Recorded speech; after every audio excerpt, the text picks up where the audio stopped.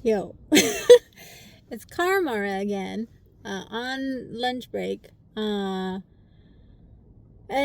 sometimes when I'm working, my brain is also daydreaming and I'm thinking about other things because I have that ability to multitask with multiple tabs open at my brain at the same time. So, one of the things I was thinking about was, what does it mean to have like a home for myself? Like, what do I want? What do I want?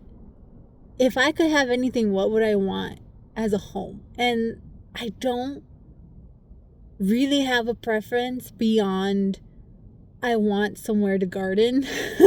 When I have time to garden, I want to be able to step outside and be outside without being around people, kind of outside. That's like when, and the kitchen has to be large enough to have all of my appliances. But those are like the only two caveats I have, and that's just the home base because really, and I feel like it has to do a lot with my upbringing. I don't think I really mentioned this, but I didn't grow up in a two-person home. I grew up in a divorced household. And so, like, there was a tiny amount of time where my dad lived with us, and then, but most of the time, I was either living with my mom and we were constantly moving to apartment, or I was living with my dad in the family house with all my aunts and cousins and great aunts, or moving to an apartment, then a motel, then an apartment.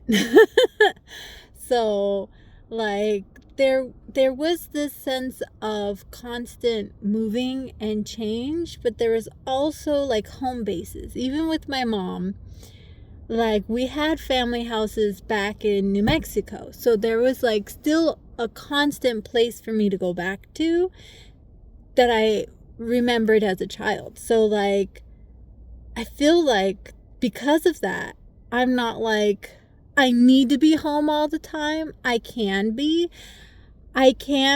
in a living situation where I am a homebody and I stay home and I never leave the house, and maybe I'll go outside to the backyard, or if we have a balcony, I'll go to the balcony and just have some outside time, or just, take me for a walk or a drive every once in a while so I can be outside. And I'm fine with that completely as long as I can go grocery shopping. As long as I get some outside time with like food, like shopping food or something, then I'm cool and I'm completely satisfied. Or I could be on the other side of the spectrum where it's like I'm never home, I'm always traveling, I'm always somewhere new. But as long as I have a home base to come back to when it's time to wind down after all of that traveling, and I can be in the comforts of all of my physical photographs or physical stuffies, or all my comfort things to recharge, that's fine with me as well. So like, I don't have a housing preference beyond having a singular home base that I do visit periodically throughout the year to just recharge.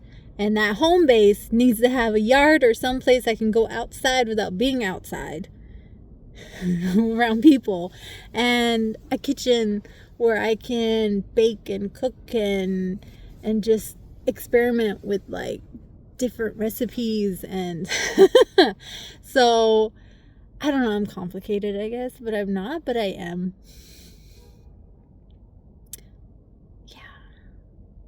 My daughter, on the other hand, she has a very set idea of what she wants. She wants a 2-story house with a swimming pool. And I'm very happy she's finally liking swimming, because like, that child came out of me hating water. I'm like, did you drown in a past life? Because you absolutely scream like you're drowning every time you get water anywhere near your face. And so I've brought her quite a long way to now where she just wants to swim. So I'm very happy about that. But like, so that's her things. But I don't know. She's like, Mom, can you find a husband already so you can stop working and you can just stay home and teach me things? And I'm like, girl, that's not up for me to decide when that happens. The universe and the ancestors and timing, universal timing, I guess. I don't know. So, I'm not going to just go out and find someone, because that's not, I want it to be permanent, long term. Anyways, I just thought I'd drop in and have you noticed that, like, if your childhood was a certain way, does your housing requirements, is it influenced by that? Like, if you moved around a lot, now all you want is a stable home, or do you prefer moving around a lot? Like, that is, I don't know, question of the day, I guess. But yeah, but those are my requirements. I want to be able to garden, and I want to be able to cook. Maybe cook things that I grew in my garden. I don't know. But I don't have to be home all the time, but I can be home all the time.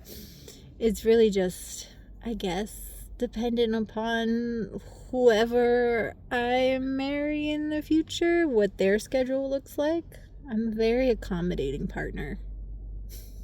I'm a very adaptable, and it's not because I'm a pushover or because I want people to like me. It's just I have no preference. I have no real preference other than I'm happy because I'm feeling content and loved, and because you're happy and you're feeling content and loved. Like, I don't know how to describe it. When my household is happy, I'm happy.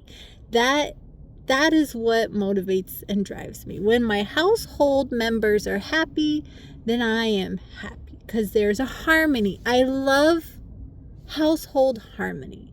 That, I think, is my main desire, is household harmony, because material things are just material things.